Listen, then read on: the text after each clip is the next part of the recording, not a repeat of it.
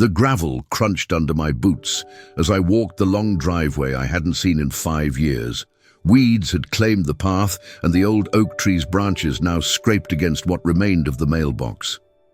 The farmhouse stood like a tired sentinel, its white paint peeling and porch sagging under the weight of neglect. I had come back to settle the estate after Uncle Henry's passing, expecting to find a quick sale and closure.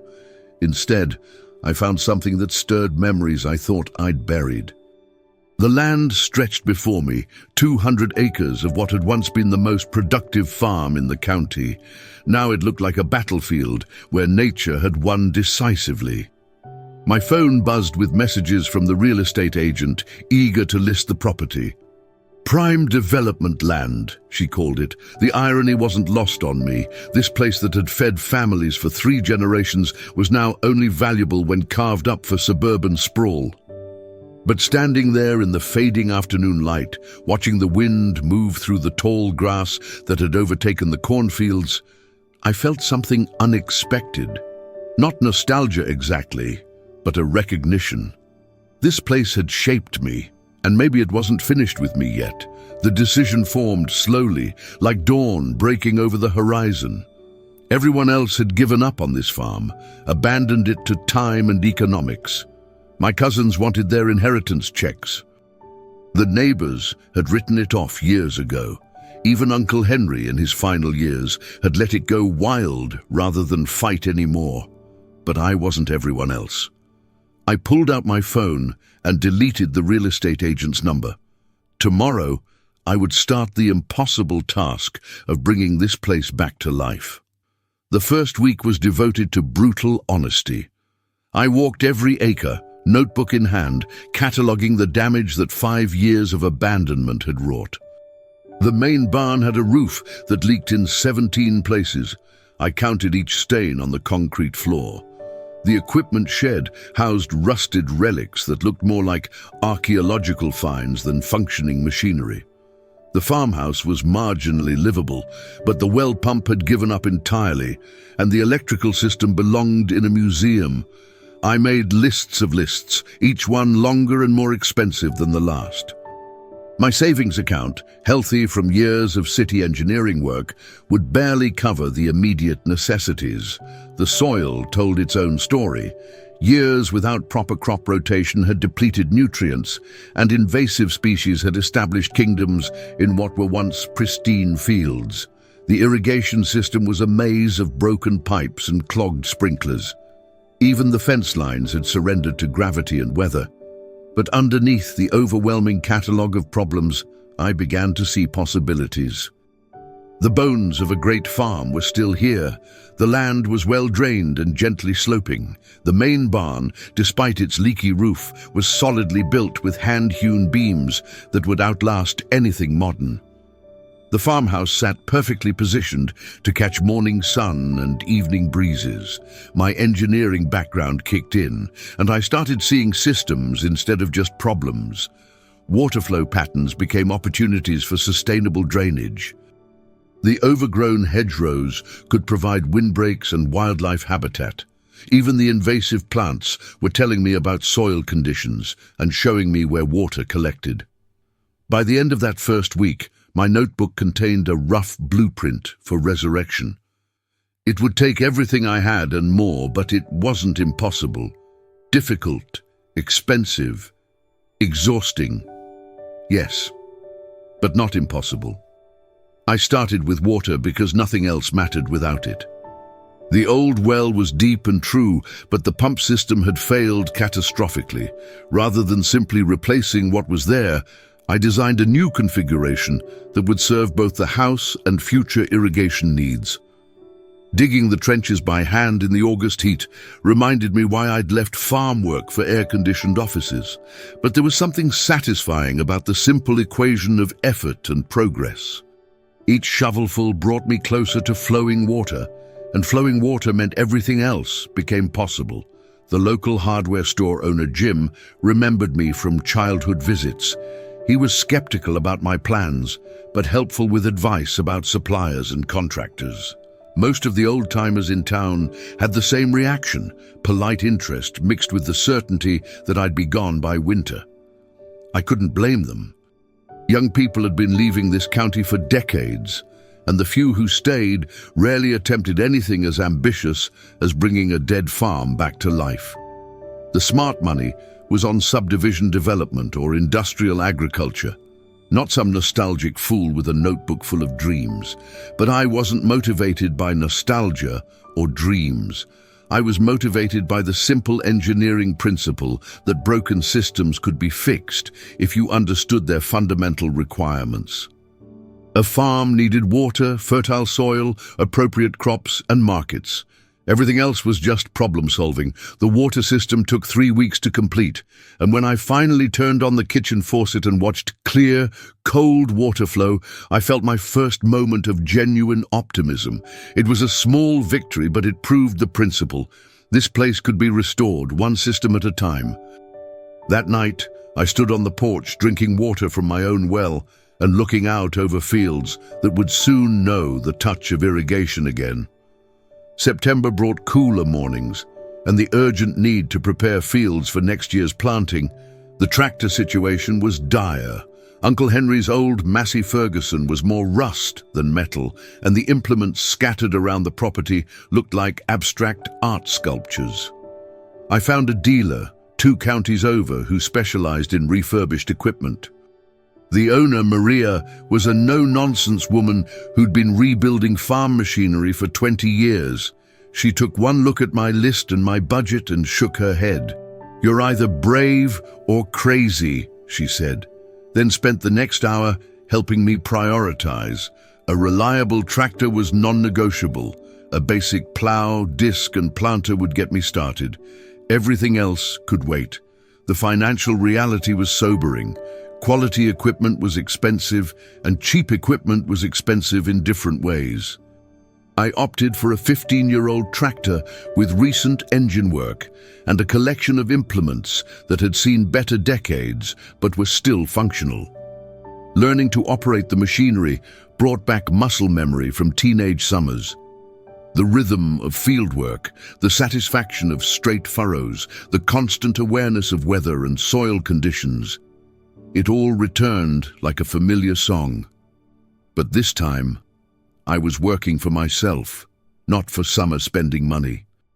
The first field I tackled was the smallest, closest to the house. It had been pasture before abandonment, so the soil was less compacted than the old crop fields. I spent a week just breaking up the sod and working in organic matter I'd purchased from a composting facility. Neighbors occasionally stopped to watch my progress. Some offered encouragement, others just stared with the fascination people reserve for train wrecks and folk art. I appreciated both reactions. At least people were paying attention. By month's end, I had 20 acres ready for spring planting. It wasn't much compared to the farm's total acreage, but it represented something crucial. Proof of concept. The land could be worked again. October's first frost killed the mosquitoes and brought welcome relief from the summer's heat, but it also marked the end of field preparation season. I turned my attention to the farmhouse and the 1,000 small repairs that would make winter bearable. The heating system was oil-burning and inefficient, so I installed a wood stove and spent weekends cutting firewood from trees that had fallen during storms. There was something deeply satisfying about the cycle, fallen trees becoming warmth, waste becoming resource. Evenings were devoted to planning. I spread soil maps and crop rotation charts across the kitchen table, calculating fertilizer requirements and researching market opportunities. The internet had transformed agricultural information, and I absorbed everything from soil microbiology to commodity futures trading. The financial projections were sobering. Even with the most optimistic yields and prices, breaking even would take 3 years. Profit was a distant goal that assumed everything went right and nothing went catastrophically wrong. In farming, that was never a safe assumption. But I wasn't just looking at numbers. I was designing a system that could sustain itself and improve over time. crop diversity to spread risk, cover crops to build soil health, direct marketing to capture more value. It was farming reimagined through an engineer's lens. December brought the first snow and an unexpected visitor. My cousin Sarah, Uncle Henry's daughter, appeared at the door with a casserole and curiosity about my progress. We hadn't spoken since the estate settlement, when she'd made her feelings clear about my decision. "I thought you'd be gone by now," she said, looking around the cleaned-up kitchen. "Still here," I replied, offering coffee. She stayed for 2 hours, asking questions about my plans and gradually revealing her own conflicted feelings about selling her inheritance. The farm had been her childhood too, but she had a family and a career in the city. Keeping it hadn't seemed practical. When she left, she said something that stayed with me. "I hope you prove me wrong." It wasn't quite encouragement, but it wasn't dismissal either. March arrived with mud season, that glorious and miserable time when frozen ground thaws into a landscape that tests both equipment and resolve. I spent the early weeks maintaining machinery and finalizing planting plans, while waiting for the soil to dry enough for fieldwork. The seed catalogs I'd studied all winter became shopping lists. I chose varieties based on local climate data, soil conditions, and market research. Corn and soybeans for the main acreage, but also specialty crops, heirloom tomatoes, storage onions, winter squash, that could command premium prices at farmers' markets. My first attempt at the farmers' market was humbling. I had nothing to sell except some greenhouse starts I'd grown in the refurbished barn. But I went to understand the customers and competition. The established vendors were friendly but cautious, like any community welcoming a newcomer who might upset existing relationships. The customers were encouraging.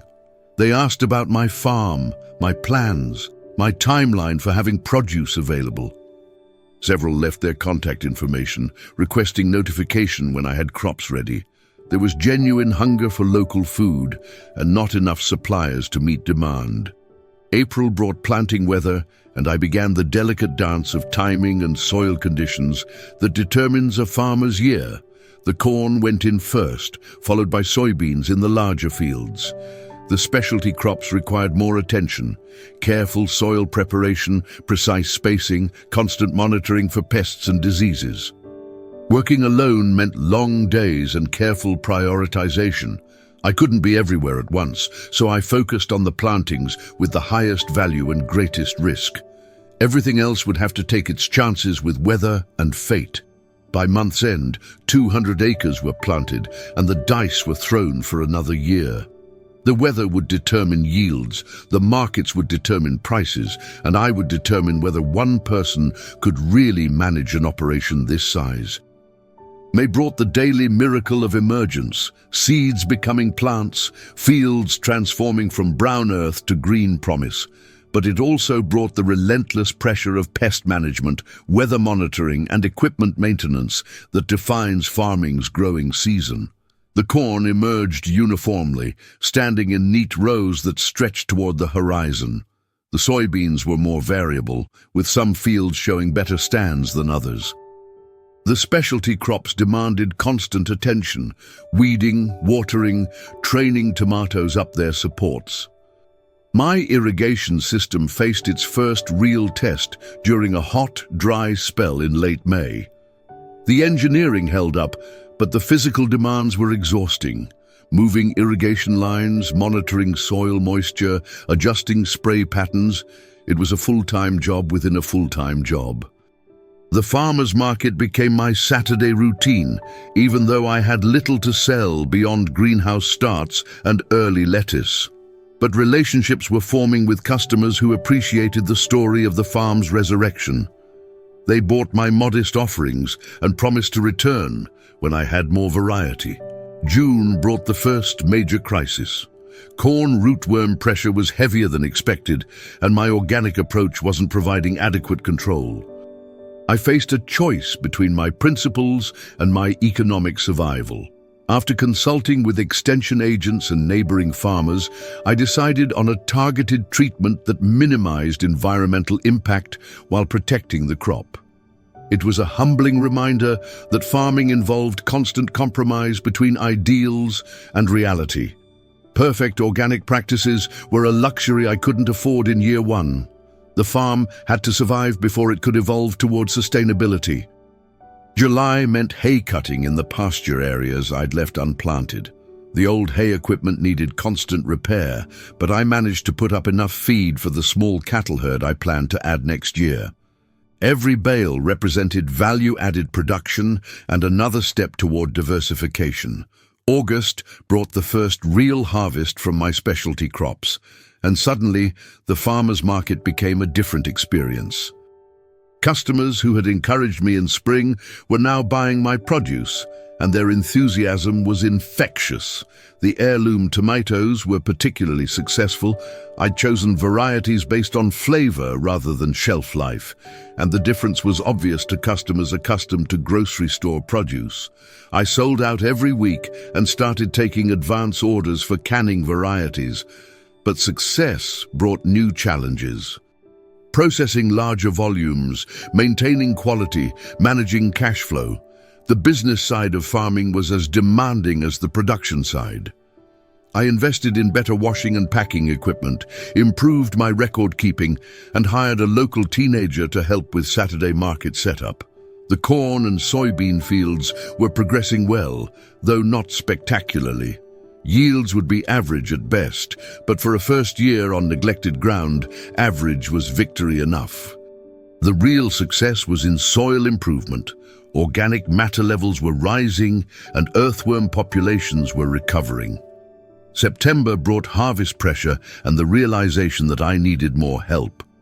The teenager from the farmer's market proved capable with both fieldwork and customer relations. Her grandmother had farmed this land decades earlier, so there was family connection to the effort. Word was spreading about the farm's revival. A local newspaper ran a feature story, and suddenly I was fielding calls from other young people interested in farming and older folks who remembered when agriculture was the county's primary industry. The attention was flattering but also concerning. I was still figuring things out, still making mistakes, still learning fundamental lessons about soil and weather and markets.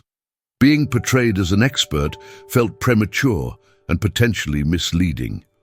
But the encouragement was real and valuable. Farming could be an isolating profession, and knowing that people were rooting for success made the long days and constant challenges more bearable. October arrived with perfect harvest weather. Cool mornings, warm afternoons, and clear skies that allowed fieldwork to proceed without interruption. The corn crop exceeded my modest expectations, yielding enough to cover input costs and provide seed money for next year's expansion. The soybean harvest was more challenging. The old combine I'd purchased needed constant adjustment, and learning to operate it efficiently took patience I didn't always have. But by month's end, both crops were safely stored in the renovated grain bins. The specialty crop harvest continued through October, with storage crops like winter squash and onions requiring careful handling and proper curing facilities. I converted part of the main barn into a processing and storage area, installing ventilation and climate control systems. Direct marketing was proving more profitable than commodity sales, but it required different skills and more time investment. Each farmer's market customer represented a relationship to maintain, a quality standard to uphold, a reputation to protect. The financial picture was becoming clearer. Year one would break even, which was better than I'd dared hope. The combination of commodity crops for steady income and specialty crops for higher margins was working, though it demanded expertise in multiple areas. November brought time for reflection and planning. I walked the fields in the early morning frost, evaluating what had worked and what needed improvement. The soil was already showing signs of recovery. Plant residue was decomposing properly, and the microbial communities were rebuilding. The equipment had performed adequately, but would need replacement or major overhaul within a few years. The irrigation system had exceeded expectations and would support expansion. The farmhouse was comfortable, but still needed significant upgrades. Most importantly, I had proven that one person could bring an abandoned farm back to productive life. It wasn't easy, it wasn't quick, and it wasn't cheap, but it was possible. December brought unexpected opportunities to share what I'd learned. The State University Extension Service invited me to speak at their Beginning Farmer Conference, and the County Economic Development Office wanted to feature the farm in their Rural Revitalization Program. I was reluctant to accept these invitations. One successful year didn't make me an expert, and I worried about overselling the romance of farming to people who might not understand its harsh realities. But I also recognized the value of encouraging others who might be considering similar ventures. The speaking engagements led to consulting opportunities.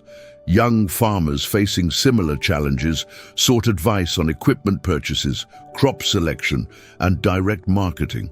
I tried to be helpful while emphasizing that every situation was unique, and success required adapting general principles to specific circumstances. Winter also brought time to strengthen community connections.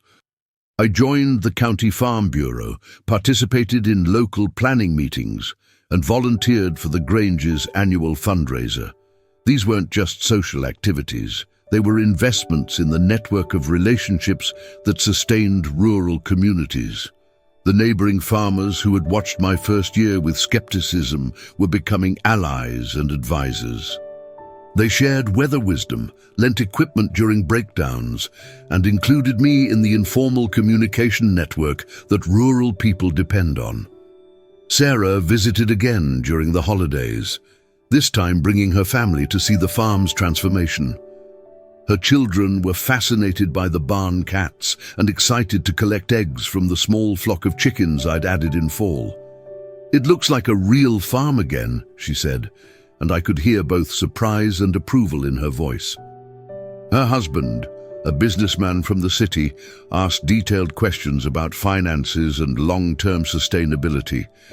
His interest seemed genuine rather than skeptical, and I found myself defending farming as a viable career choice rather than just a romantic escape. January brought both the satisfaction of completing one full year and the pressure of planning for growth. The farm was operational and profitable, but it needed to expand to support the level of investment it required.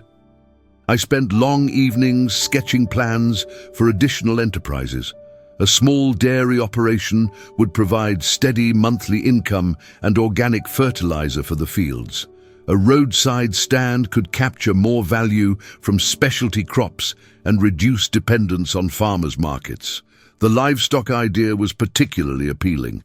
The pastures needed grazing to maintain their health, and there was growing demand for grass-fed beef and farm-fresh dairy products. But animals meant daily chores, veterinary bills, and regulatory compliance, new layers of complexity and responsibility. Market research supported expansion into value-added products. Customers regularly asked about eggs, milk, cheese, and meat from the farm. The story of resurrection resonated with people who wanted to support local agriculture and know where their food originated. But expansion required capital I didn't have, and expertise I was still developing. I investigated grant programs for beginning farmers, explored partnership opportunities with established producers, and considered small business loans against the farm's improving value. February brought a breakthrough. A regional food hub was looking for local producers to supply restaurants and institutional buyers. The volumes were larger than farmers' market sales, the prices were stable, and the marketing was handled professionally. The downside was losing direct customer contact and accepting lower margins in exchange for guaranteed sales, but it represented a path towards scale that could support the farm's long-term development. I submitted applications for 3 different products: storage onions, winter squash, and sweet corn, and began preparing fields for the larger acreages these contracts would require. March of the second year brought a sense of completion and new beginning. The soil was noticeably healthier, the equipment was familiar, and the routines of farming felt natural rather than overwhelming. But this spring also brought new challenges. Weather patterns were different, pest pressures had shifted, and market conditions were evolving. Success in year 1 had created expectations from customers, from the community, from myself, that year 2 would need to meet or exceed. The expansion plans were moving forward. The food hub contracts were finalized, requiring me to plant larger acreages and invest in better harvest and storage equipment. The dairy operation was still in planning stages, but I'd identified suitable cattle and begun upgrading the barn facilities. The financial picture was more complex, but ultimately encouraging. The farm was generating positive cash flow, building equity, and supporting reinvestment in infrastructure. It wasn't making me wealthy, but it was providing a living and a future. More importantly, the farm was contributing to community revitalization. The success had encouraged 2 other young farmers to attempt similar projects in the county. Local restaurants were featuring farm products on their menus. The farmers' market was growing, attracting customers from neighboring towns. April brought planting season with greater confidence, but equal urgency. The crops went in more efficiently, the systems functioned more smoothly, and the decisions felt informed by experience rather than hope. Standing in the same field where I'd made my first commitment to this place, I could see the transformation that 24 months had brought. The land was productive again, the buildings were functional, and the operation was sustainable. But more than physical restoration, something deeper had occurred. The farm had regained its purpose and its place in the community. It was feeding people again, providing employment and demonstrating that rural areas could thrive with commitment and creativity. 2 years after my return, the farm was unrecognizable from the abandoned property I'd inherited. 300 acres were in production, the buildings were restored and functional, and the operation was profitable and growing. But the real transformation was harder to quantify. The farm had become a catalyst for rural renewal, inspiring other agricultural ventures and attracting young families to the area. The local school enrollment was growing for the first time in decades. The regional media had taken notice, featuring the farm in articles about agricultural innovation and rural economic development. These stories brought visitors, other farmers, agricultural students, and urban families curious about food production. I'd learned to balance public attention with practical farming. Speaking engagements and farm tours were scheduled around planting and harvest priorities. The story was worth sharing, but the work remained paramount.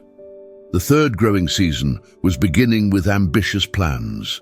The dairy herd was arriving in summer, the roadside stand would open in fall, and I was exploring agritourism opportunities that could provide additional revenue streams. But success had also brought perspective on farming's fundamental challenges. Weather remained unpredictable, markets were volatile, and the physical demands were relentless. One person could revive an abandoned farm, but sustaining it long-term required community support and economic diversification. The neighbors who had watched my early efforts with skepticism were now partners and advocates. Equipment sharing, labor cooperation, and knowledge exchange had created networks that benefited everyone involved.